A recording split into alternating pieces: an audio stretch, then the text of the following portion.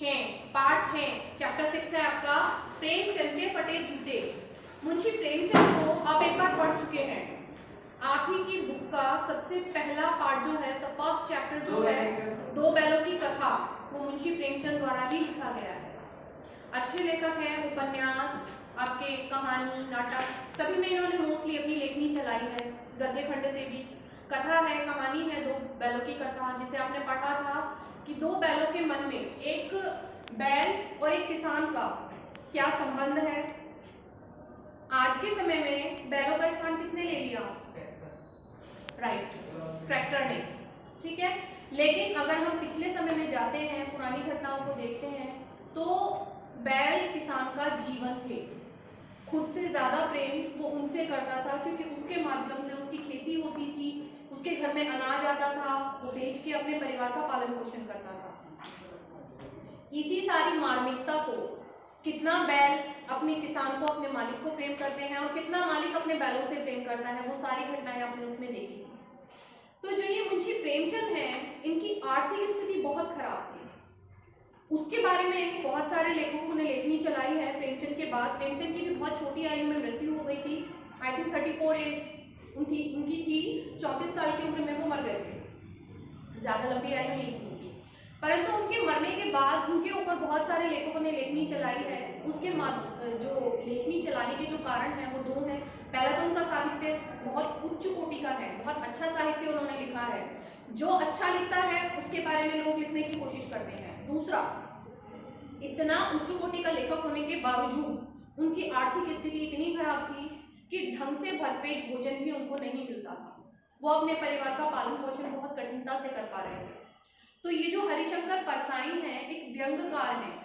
व्यंग्यकार का मतलब होता है किसी बात पर तीखी ताना मारने की दृष्टि से बात को कहना। अब वो कैसे कहा है वो आपको चैप्टर पढ़ेंगे तब पता चलेगा। पहले हरिशंकर परसाई के बारे में जान लेते हैं। सन 1922 में मध्य प्रदेश के होशंगाबाद जिले के गांव जमानी नामक गांव में हरिशंकर परसाई का जन्म हुआ। गांव से प्रारंभिक शिक्षा प्राप्त करने के बाद वे नागपुर चले गए, क्योंकि हम बात कर रहे हैं 1922 के आसपास की। भारतीय शिक्षा पद्धति में और व्यवस्थाओं में बहुत अधिक किल्लत, बहुत अधिक कमी थी, बहुत परेशानी थी। तो पढ़ने के लिए लिमिटेड जगह होती थी जहाँ जाना पड़ता था। आप किसी भी पुराने ऐतिहासिक व्यक्ति का जीवन परिचय उठा के देखिए तो आपको पता चलेगा उन्होंने पढ़ाई कितनी कितनी कठिनताओं से की है। लाल बहादुर शास्त्री के बारे में एक घटना आती है, जानते होंगे। नदी में जाना पड़ता है। अपना पढ़ने के लिए अपने गांव से स्कूल तक जाने के लिए बीच में एक नदी पड़ती थी, जिसको देने के लिए, नाविक को देने के लिए उनके पास पैसे नहीं थे। तो उन्होंने क्या किया, नदी को तैर कर पार किया गांव स्कूल जाने के लिए। क्या आप में से कोई बच्चा हिम्मत करेगा? यस मैम, कहना बहुत आसान है लेकिन करना बहुत मुश्किल है। जिसके इरादों में जितनी अधिक मजबूती होगी, जो कुछ करने की इच्छा रखता है, जो जिसके अंदर का जज्बा बहुत मजबूत होगा, सिर्फ वही ऐसी क्रियाओं को अंजाम दे सकता है। हर कोई नहीं दे सकता। कहने और करने में जमीन आसमान का फर्क। कह तो कोई कुछ भी सकता है, कहने को तो कह दो 7 मंजिल से कूद सकते हैं, अरे हाँ भाई बिल्कुल कूद सकते हैं, बहुत हिम्मत का काम है, बहुत ये बहुत वो, नीचे कुछ अरेंजमेंट करो और कूद जाए। लेकिन जब वो भले ही नीचे कितना भी अच्छा मैट हो, आपको 100% पता है कि नीचे कूदने के बाद कुछ नहीं होगा, लेकिन वहां से जो जंप लगानी है ना, उस टाइम की बात अलग होती है। तो यही है, कहना बहुत आसान है कि हाँ पार करके जा सकते हैं। कितना भी बड़ा तैराक हो, जल्दी से स्कूल जाने के लिए नदी तारनी के पार नहीं करेगा। आज नहीं जा रहे कल देखेंगे, जब घर वाले पैसे देंगे तब चले जाएंगे। आज बैग टूट गया तो स्कूल नहीं जाना। बिल्कुल, हाथ पैर टूट गया, चोट लग गई तो कौन जाएगा? घर वालों को जाके कह दिया भाई पैसे तो दिए नहीं थे आपने, हम कैसे जाते हैं? वो तो पैसे मांग रहा था नाव वाला, तो जब पैसे दोगे तब चले जाएंगे। लेकिन नहीं, इरादों में मजबूती लाल बहादुर शास्त्री के थी, इसलिए वो गए। नागपुर विश्वविद्यालय से उन्होंने MA हिंदी की परीक्षा उत्तीर्ण की। कुछ दिनों तक उन्होंने अध्यापन कार्य किया। इसके बाद उन्होंने स्वतंत्र लेखन आरंभ कर दिया। उन्होंने जबलपुर से साहित्यिक पत्रिका वसुधा का प्रकाशन किया। ये जो हम आपको बताते हैं कि किसी पत्र और पत्रिका से जुड़े थे, उन्होंने क्या अपनी लाइफ में किया था, ये सारी चीजें बताने का कोई एक उद्देश्य होता है। मतलब जो ये आपके लेखक हैं, ये सामान्य ऐसे चलते फिरते नहीं है, आपकी पुस्तकों तक पहुंचे हैं, बहुत कठिन इन्होंने प्रयास किए होंगे, बहुत उच्च कोटि के लेखक हैं, तभी आपकी पुस्तकों तक आए हैं। और इनकी जो बातें हैं मैं आपको लर्न करने के लिए कहती हूँ। इस बार मैं नहीं करा रही हूँ, लेकिन आप लोगों को पता है जो बच्चे 8 से 9 में आ रहे हैं कि मैं लास्ट टाइम क्विज कराती थी। एक तरह से क्लास में आते ही बुक बंद और पहले दिन का हम चैप्टर का रिवीजन करते थे, किस तरह से लेखक की जानकारी, और आप लोग रोज रख के आते थे खूब अच्छे से। अगर मैं 4 दिन बाद भी पूछूं किसी पुराने चैप्टर की तो भी बच्चों को लर्न होती थी, इतने अच्छे से रख के आते थे, याद है? और उस सब में आपको मजा भी आता था। इसका मेरा उद्देश्य क्या होता है, ये नहीं कि आपको लेखक के बारे में सब कुछ पता हो या कुछ नहीं। कंपटीशन लेवल पे लेखक के बारे में इस तरह की चीजें पूछी जाती हैं, क्या करते थे वो, किसी पत्र या पत्रिका से जुड़े थे तो वो कौन सी थी, उनकी पुस्तकें, इस तरह की कंपटीशन लेवल्स पे आती हैं। हिंदी से रिलेटेड जो क्वेश्चंस आते हैं वो ऐसे ही होते हैं, जो किताबें आपने पढ़ी हैं, जो चैप्टर्स आपने पढ़े हैं उन्हीं के बारे में पूछा जाता है। अब पंक्तियां देखे तो वो पूछेंगे नहीं कि भाव सौंदर्य बताओ, काव्य सौंदर्य बताओ, ठीक है ना? तो वो राइटर्स के बारे में पूछते हैं। और सीबीएसई बोर्ड की जो बुक्स हैं कंपटीशन लेवल पे मोस्टली इन्हीं का आता है। तो वो क्या पूछेगा, वो ये पूछेगा दो वेलों की कथा किसने लिखी थी, पूछ भी सकता है, ठीक है? वो मुंशी प्रेमचंद के जन्म के बारे में भी पूछ सकता है। वो ये भी पूछ सकता है कि कितनी उम्र में उनकी डेथ हो गई थी, कितनी? 34। मुझे 34 याद, 56 होगा, ठीक है? ईयर हो सकता है उसके आसपास का कुछ हो, मुझे 34 याद, कोई नहीं। तो इस तरह की चीजें वो पूछ सकता है, ठीक है? तो ये कौन सी पत्रिका से जुड़े थे हरिशंकर परसाई? वसुधा। परंतु घाटा होने के कारण इसे बंद करना पड़ा। उन्होंने विषम परिस्थितियों से कभी हार नहीं मानी। सन 1995 में उनका निधन हो गया। 20 से 95, कितने साल की उम्र हो गई? 22, हाँ 73 ईयर्स, 22 से 95 तक, 22 to 95। हरिशंकर परसाई की प्रमुख रचनाएं। हरिशंकर परसाई ने अत्यधिक मात्रा में लेखन कार्य किया। उनकी अनेक पुस्तकें प्रकाशित हो चुकी हैं। उनकी प्रमुख रचनाएं इस प्रकार हैं। कहानी संग्रह, उन्होंने देखो कितने प्रकार के लिखे हैं। कहानी संग्रह, हंसते हैं रोते हैं, जैसे उनके दिन फिरे, 2 प्रकार के उनके कहानी संग्रह। संग्रह का मतलब होता है कोश, यानी कि एक ही संग्रह में काफी सारी कहानियां होंगी। उपन्यास, रानी नागफनी की कहानी और तट की खोज, 2 उपन्यास हैं उनके। निबंध संग्रह है। निबंध कौन से होते हैं? जहां पे आपको वैचारिक स्वतंत्रता मिलती है, किसी बात के बारे में आपको कम से कम शब्दों में ज्यादा से ज्यादा जानकारी देनी होती है। इसमें है तब की बात और थी, भूत के पांव पीछे, बेईमानी की परत, पगडंडियों का जमाना, शिकायतें मुझे भी हैं, सदाचार का ताबीज, और अंत में सदाचार का ताबीज पढ़ा था क्या? लास्ट ईयर पढ़ा था आप लोगों ने। व्यंग्य संग्रह है। मैंने कहा था हरिशंकर परसाई एक व्यंग्यकार हैं, तो व्यंग्य संग्रह ना हो ऐसा तो हो ही नहीं सकता। संग्रह का मतलब संग्रह का नाम समझते हैं, तो बहुत सारे इन्होंने व्यंग लिखे हैं। वैष्णव की फिसलन, तिरछी रेखाएं, ठिठुरता हुआ गणतंत्र, विकलांग श्रद्धा का दौर।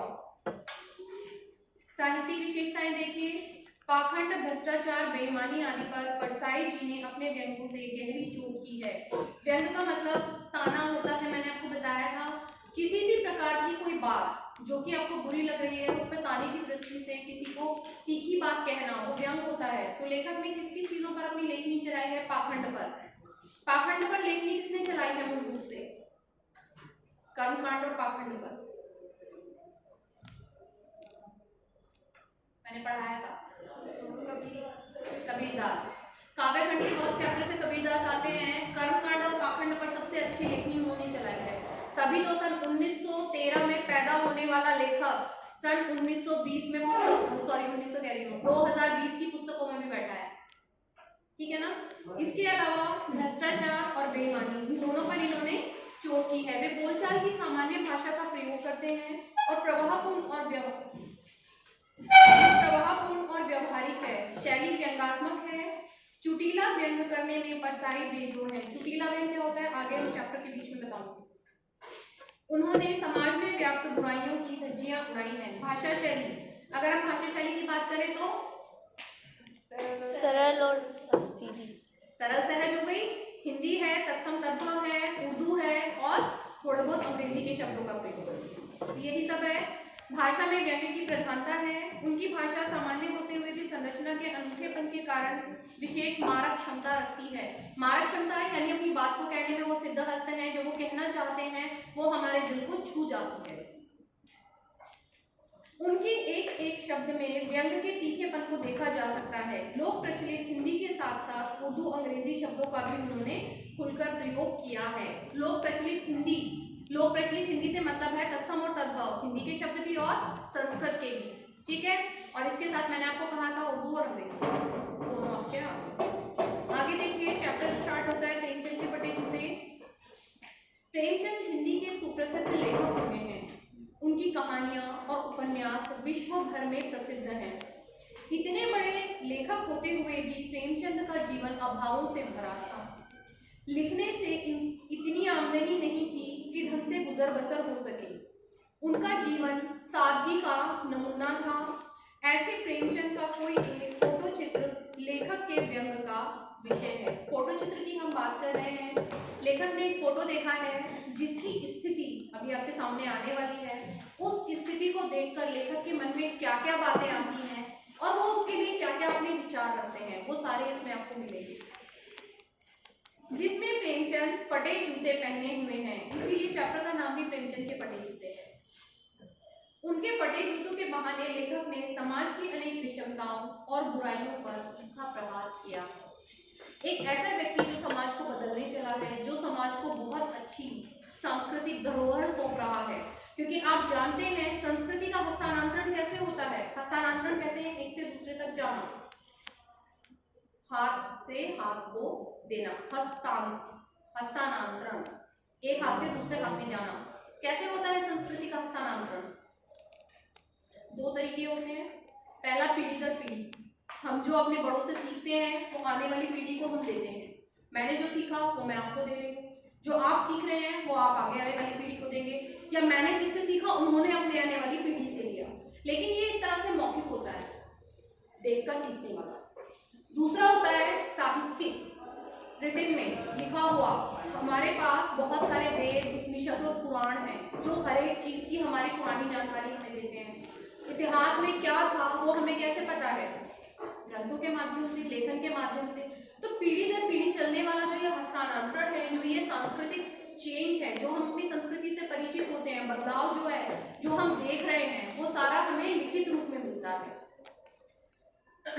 तो यहाँ पर लेखक ने वही बताया है कि एक लेखक जो समाज को आदर्श प्रदान करता है, जो समाज को कुछ दे रहा है, उसकी आर्थिक स्थिति इतनी भयानक, इतनी खराब है कि उसका अपना जीवन, संपूर्ण जीवन सिर्फ अभाव में है।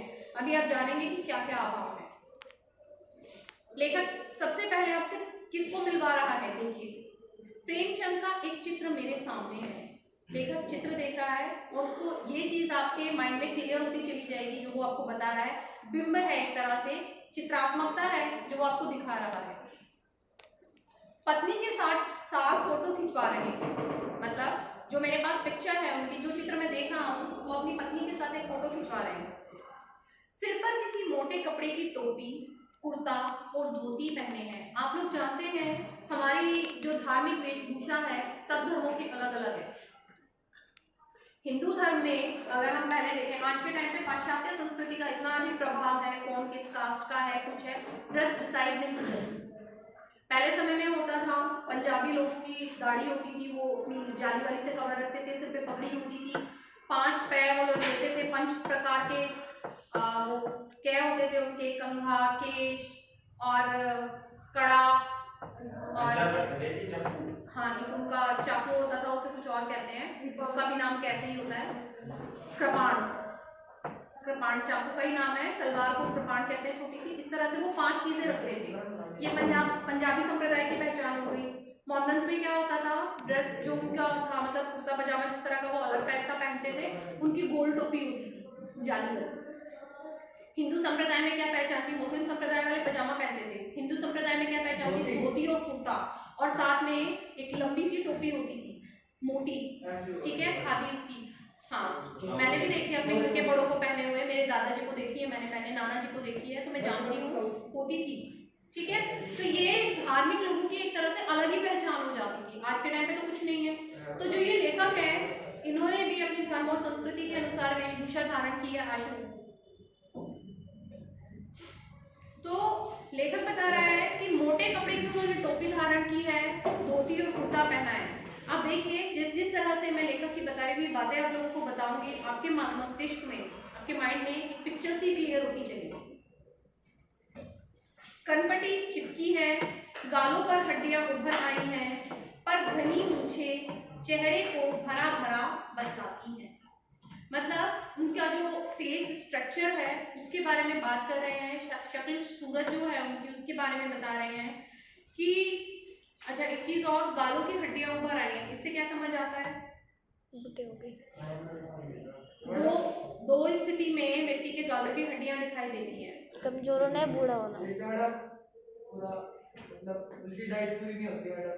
जी हाँ, एक तो भोजन के अभाव में टेंशन और परेशानी, भोजन का अभाव, ये सारी चीजें उम्र से पहले व्यक्ति को बूढ़ा कर देती हैं।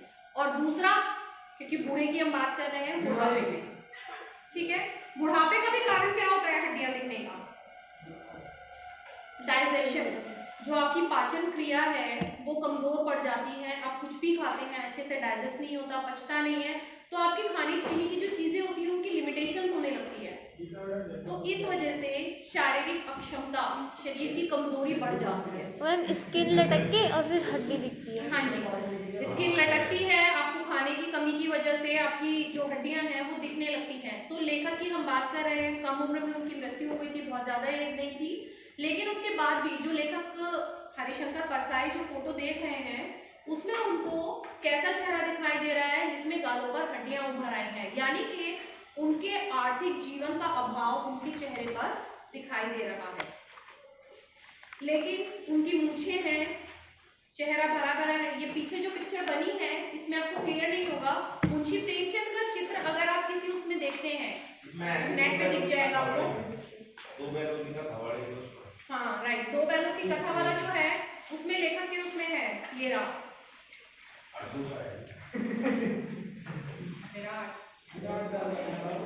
तो जो लेखक वर्णित कर रहा है कहीं ना कहीं आपको देखने को लग रहा होगा कि हाँ इसी तरह का उनका चेहरा मुड़ा रहा है। पांवों में कैनवस के जूते हैं जिसके बंद बेतरतीब बंधे हैं। कैनवस वैसे तो ब्रांडेड पेन है, कंपनी अच्छी है, नाम आज भी है। कैंपस नहीं, कैनवस होगी कोई कंपनी में, मैं तो जूते नहीं पहनती, मुझे तो पता नहीं। लेकिन हाँ, जिस तरह से लेखक हरिशंकर परसाई जी जिस प्रकार से हमारे सामने उकेर के बता रहे हैं कि उन्होंने अच्छे जूते पहने हैं कैनवस के, और जिसके बंद बेतरतीब बंधे हैं। बंद का क्या मतलब है? हाँ जी, फीते जो है वो अस्त व्यस्त ढंग से बंधे हैं, अच्छे प्रकार से नहीं बांधे गए हैं। दो कारण हो सकते हैं, या तो लेखक ने जूते इस तरह के पहली बार पहने हो, क्योंकि जरूरी नहीं है, पहले लोग जूतियां पहनते थे जिनमें लेस नहीं होते थे, फीते नहीं होते थे, या फिर ये जो जूते हैं उसके लेस बांधने का लेखक को समय ना मिला। दो कारण हो सकते हैं। क्या पता ना होगा नहीं खैर, इतनी आयु के व्यक्ति हैं, ये तो पता होगा लेस कैसे बनेंगे। अच्छा आगे देखो, लेखक कुछ कह रहा है, लापरवाही से उपयोग करने पर बंद के सिरे पर की लोहे की पतरी निकल जाती है और छेदों में बंद डालने में परेशानी होती है, तब बंद कैसे भी कस लिए जाते हैं। समझ आया? क्या समझ आया है? हम फिते डलवाने के लिए मैं वहाँ पे है ना छेद होता है फिते में, मैं वहाँ पे लोहे की में वो लगी होती है, अगर वो निकल जाती है तो मैं फिते डालने में बहुत ज़्यादा दिक्कत होती है। हाँ जी बैठिए। लेखक के जो जूते हैं वो पुराने हो गए हैं, काफी पुराने हो गए हैं, तो उसकी होल में जो वो आयरन का जो होता है लोहे का, एक तो वो और एक फीते के आगे भी आपका होल होल होता है लोहे का, तो वो खराब होने के बाद उसको लेस को छेद में से निकालना थोड़ा मुश्किल हो जाता है। तो समय का अभाव, क्योंकि फोटो खिंचवाने की बात हो रही है, पुराने समय की बात है, आप जानते हैं आज के टाइम पे आप सेल्फी वाले बने हुए हैं, selfie king, selfie queen, 1 second लगा फोटो क्लिक करी, देखा अच्छी नहीं आई, डिलीट मारा दूसरी ले। लेकिन हम पुराने समय की बात कर रहे हैं, कैमरे होते थे, हर किसी के पास कैमरा नहीं होता था, फोटो खिंचवाने के लिए पर्टिकुलर शॉप पे जाना पड़ता था, फोटो वाले के बड़े भाव होते थे, बड़े स्टाइल में, बड़ा टाइम वेस्ट होता था, क्योंकि हमारे सामने भी कैमरे वगैरह अभी आए हैं। जब हम छोटे थे तभी भी ये स्थिति थी, कैमरे वाले के यहाँ, फोटोग्राफर के यहाँ जाते थे फोटो खिंचवाने, तो फोटो खिंचवाने में आधा घंटा लग जाता था। या तो अंकल शॉप पे नहीं है, वेट करते रहो, अंकल आ गए, हाँ बेटा अभी करूँगा, थोड़ा सा मेरा काम रहता है, मतलब वो बहुत टशन जिसे कहते हैं, फोटोग्राफर बहुत दिखाते हैं। आज के टाइम में तो फोटोग्राफर पीछे पीछे होते हैं, हाँ जी फोटो खिंचवा लो, पता है सेल्फी लेके चल देंगे। लेकिन पुराने समय की अगर हम बात करें, और हम तो लेखक के टाइम की बात कर रहे हैं और भी पहले की, तो लेखक के दिमाग में जल्दी रही होगी फोटो खिंचवाने के लिए, टाइम खराब ना हो जाए, क्योंकि जिससे वो फोटो खिंचवा रहा है उसका समय कीमती है। हमारे समय की कोई वैल्यू नहीं है उस समय पर, वैल्यू किसकी है? सामने वाले की समय। दाहिने पांव का जूता ठीक है, मगर बाएं जूते में बड़ा छेद हो गया है जिसमें से उंगली बाहर निकल आई है। मतलब लेखक का जो जूता है वो फटा हुआ है। कौन से पैर का? बाएं पैर का। लेखक की एक एक चीज, मतलब मैं हरिशंकर परसाई की बात कर रही हूँ, एक एक चीज पर आप ध्यान दीजिए कि वो एक चित्र को देखकर कितना अधिक व्यथित है, कितना परेशान है, कितना वो बारीकी से उसका निरीक्षण कर रहे हैं कि पत्नी के साथ खिंचवा रहे हैं, कपड़े क्या क्या पहने हैं, कौन सा पैर में सही है, कौन से का गलत है, जूता सही है तो उसका फीता सही नहीं है। वो एक छोटी से छोटी चीज हमें बता रहे हैं। मेरी दृष्टि इस जूते पर अटक गई। अब होता है ये बहुत सामान्य सी हम बात अगर चैप्टर से अलग भी हम करते हैं, मान लीजिए कोई व्यक्ति जा रहा है, ठीक है, हम सामान्य है, नॉर्मल है, कुछ नहीं है, तो हम क्या करेंगे? देखेंगे और स्किप कर देंगे। ओके, तो कोई सामान्य व्यक्ति जा रहा है, सिंपल ड्रेस है, कुछ भी नहीं है, तो आप लोग क्या करेंगे? देखेंगे और निकल जाएंगे। आपका ध्यान दो जन पे अटकेगा, या तो ड्रेस बहुत स्पेशल हो, बहुत यूनिक हो, बहुत अच्छी सी हो, और आपके मन में इच्छा आ जाए काश मेरे पास है।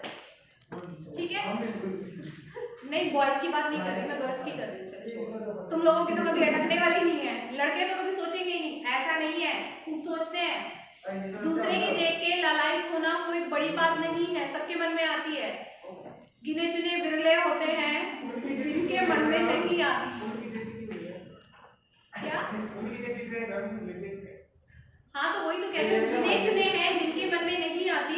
कोई भी अच्छी चीज होती है तो हमारा मन चला जाता है। ठीक है, दूसरा किस पर? जिसके पास ज्यादा अभाव होगा, जिसके पास कुछ भी नहीं होगा। हमने लास्ट चैप्टर पढ़ा था बच्चे काम पर जा रहे हैं, उसमें घटना बताई थी कि अगर इतनी ठंड में, जितनी आप पढ़ रही है, चलो इतनी मान लेते हैं, इतनी ठंड में कोई बच्चा छोटा सा नंगे पैर जा रहा होगा तो नजरें रुकेंगी?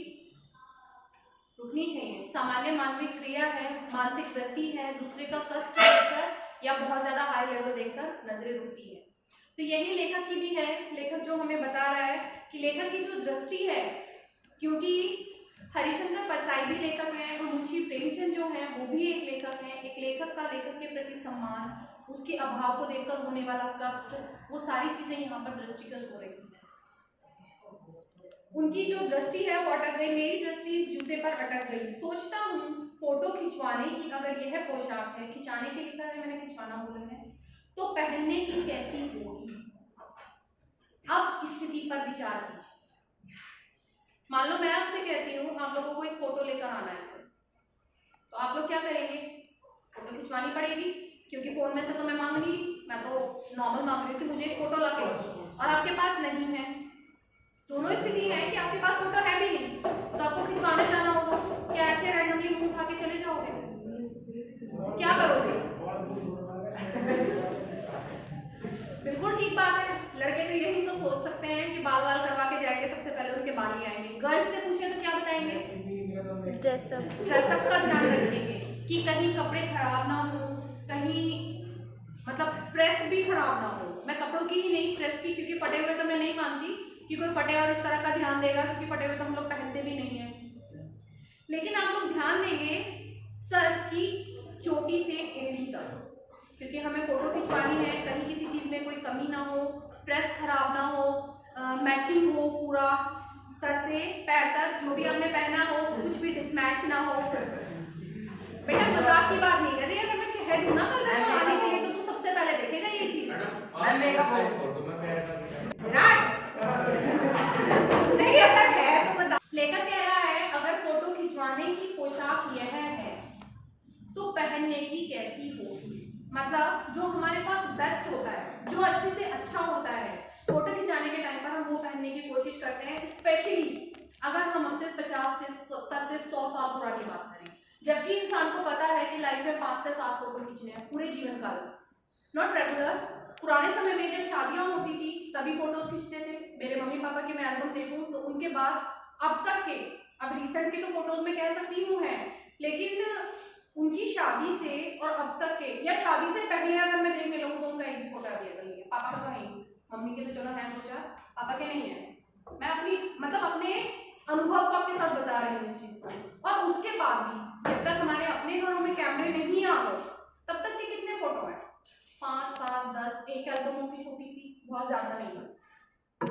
तो चूंकि लेखक इस बात को जानता है कि उसकी लाइफ में खींचने वाले फोटोज बहुत कम हैं, ये फोटोज क्या होती हैं, यादें जो उनके जीवन काल पूरा होने के बाद आने वाले लोग भी देखेंगे। अब जैसे कि मैं कहूँ मुंशी प्रेमचंद के बारे में हम पढ़ रहे हैं, ठीक है, तो हम जानना चाहेंगे लेखक ने जो चित्र उनका उकेरा है हमारे सामने, जो वर्णन किया है, हम जानना चाहेंगे कि उनका चेहरा कैसा दिखता होगा। हम कहाँ गए, चैप्टर 1 पे गए, वहाँ लेखक का परिचय था, मैंने आप लोगों को बोल दिया, आप लोगों ने देख लिया, मन में इच्छा हुई ना जानने की।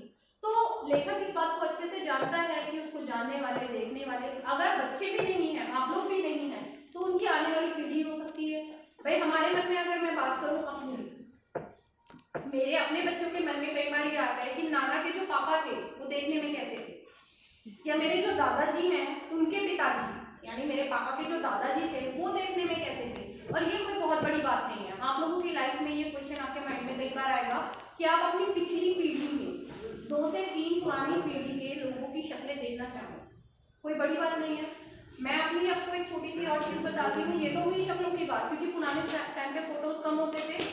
अगर मैं बात करूँ पीढ़ी जानने की, तो कुछ लोगों के मन में होती है, जैसे मेरे मन में थी, मेरे पापा का नाम मुझे पता है, मेरे दादाजी का पता है, मेरे दादाजी के पापा का नाम पता है, उनके भी पापा का नाम पता है, लेकिन उससे पीछे के लोगों के जानने की भी इच्छा रखती। तो ऐसे बहुत सारे बच्चे होंगे मेरी क्लास में भी, मैं मानती हूँ कि जो लोग अपनी 3 से 4 पीढ़ी 5 पीढ़ी का नाम जानते होंगे या जानने की इच्छा रखते होंगे। हमारी फैमिली में अगर मैं देखूँ तो मेरे भाई को और मुझे इतनी पता है जितना मैंने आपको बताया है, लेकिन मेरी चाचा का जो बेटा है उसको मुझसे भी ज्यादा पता है। तो मैंने कहा था अच्छा भाई एक काम करना, मेरे को लिख के दे दो अपनी बात। तो ये होती है, सिर्फ इच्छा की बात मैं कर रही हूँ, आपके मन में भी होगी। तो ये लेखक जानता है, मुंशी प्रेमचंद इस बात को जानते हैं कि आने वाली पीढ़ी ये फोटोज देखेंगी, लेकिन उसके बाद भी वो ऐसे कपड़े पहन के बैठे हैं फोटो खिंचवाने। तो जो हरिशंकर परसाई हैं उनके मन में ये प्रश्न उठा है। आप लोगों को शायद ये जो चैप्टर है थोड़ा हंसी मजाक का लग रहा होगा, थोड़ा ऐसा लग रहा होगा कि पता हो एक फोटो को देख के दिमाग खराब करना शुरू करो, क्योंकि बहुत सारे बच्चे हैं जो बात के तथ्य तक, बात की जड़ तक नहीं जा रहे। हम बात कर रहे हैं अभाव की, क्योंकि मैंने आपको कहा ये एक व्यंग है, और व्यंग किस पर है, प्रेमचंद पे व्यंग नहीं है, ये व्यंग है हमारे समाज पर। जिस व्यक्ति ने समाज का मार्गदर्शन किया है उसका जीवन इतना अभाव में क्यों है कि उसके पास खाने के लिए ढंग से 2 टाइम का खाना नहीं है, उसके पास पहनने के लिए अच्छे कपड़े नहीं है, अच्छे से in the sense high quality के नहीं, बहुत महंगे नहीं, कम से कम फटे फुटे तो ना हो, कम से कम शरीर जो ढक रहा है वो तो अच्छे से ढका हो। जब लेखक फटे हुए जूते पहनकर फोटो खिंचवा सकता है तो मान लीजिए नॉर्मली जो डेज है, जो सामान्य उसकी दिनचर्या है, उसमें जो वो कपड़े धारण करता है, जो जूते पहनता है, जो उसकी वेशभूषा है वो कैसी होगी। तो ये लेखक यहाँ पर एक समाज से प्रश्न कर रहा है। आगे देखिए, नहीं, इस आदमी की अलग अलग पोशाकें नहीं होती, इसमें पोशाकें बदलने का गुण नहीं है, यह जैसा है वैसा ही फोटो में खिंच जाता है। यानी कि लेखक कहता है, पहले तो वो प्रश्न करता है कि क्या यह जो कपड़े हैं इसके फोटो खिंचवाने के हैं, अगर हैं तो फिर नॉर्मली डेज में जो ये कपड़े पहनता है वो कैसे होंगे। फिर वो कहता है नहीं, मेरे को नहीं लगता, मुझे नहीं लगता, इस चीज़ को देखकर, लेखक को देखकर, उसके हाव भाव को देखकर, उसके बारे में पढ़कर, उसके बारे में जानकर, मुझे नहीं लगता कि ये 2 तरह के कपड़े पहनता होगा। दोहरा व्यक्तित्व किसे कहेंगे, जो अंदर कुछ और बाहर कुछ और, अंदर कुछ और बाहर कुछ, सामाजिक दिखावा कुछ और है, वास्तविक रूप कुछ और है। और आज के समय पे 99.99% लोग दोहरे व्यक्तित्व के ही होते हैं। अगर मैं आप लोगों को कहूँ, मैं खुद को कहूँ तो शायद हाँ, मेरा भी दोहरा व्यक्तित्व हो सकता है, आप लोगों का भी हो सकता है। क्यों? क्योंकि हम सामाजिक दिखावे में ज्यादा विश्वास करते हैं। आपसे पीछे पलटकर आप देखेंगे, और ये सामाजिक दिखावा हमें किसकी देन है? मेरे अपने विचार से मैं बताऊंगी, आप अपने विचार रख सकते हैं कि ये सामाजिक दिखावा किसकी देन है। रचित, किसकी देन है ये सामाजिक दिखावा?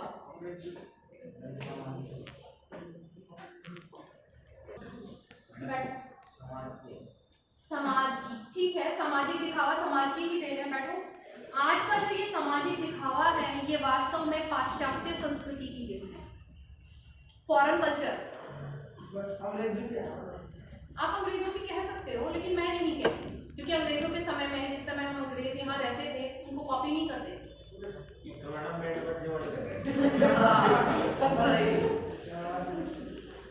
आज के समय में जो आपका ड्रेसअप है, जो आपका दिखावा है इतना अधिक, वो पाश्चात्य संस्कृति की देन क्यों है? क्योंकि हम दूसरे को देख के अपने कपड़े बदल रहे हैं। अपने विचार से हम अपने कपड़े नहीं चेंज करते हैं। हमारी संस्कृति में अगर हम पीछे जाके देखें, कपड़ों को लेकर कोई मैटर ही नहीं था कहीं भी। मेरे घर के बड़ों से मैंने सुना है, एक थान ले आए, घर के जितने बच्चे हैं सबके उसमें से बन गए, बच गया तो घर की लेडीज से। कैसी साड़ी, कैसा ब्लाउज, कुछ नहीं पता। मतलब बस कपड़े पहनने का मतलब होता था तन का ढकना, फंक्शन का मतलब होता था नए कपड़े पहनना, बस।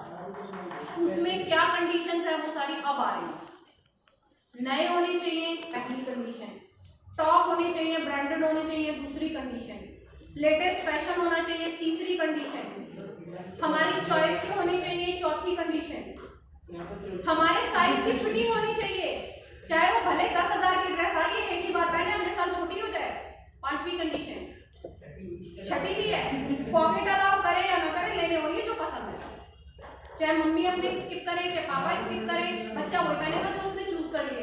अब वो बच्चे की आयु 9th क्लास की नहीं बता रही हूँ मैं, पहली क्लास के बच्चे की भी यही हाल, जिसपे उसने उंगली रख दी, चाहे उसे पहन के वो चल रहा है।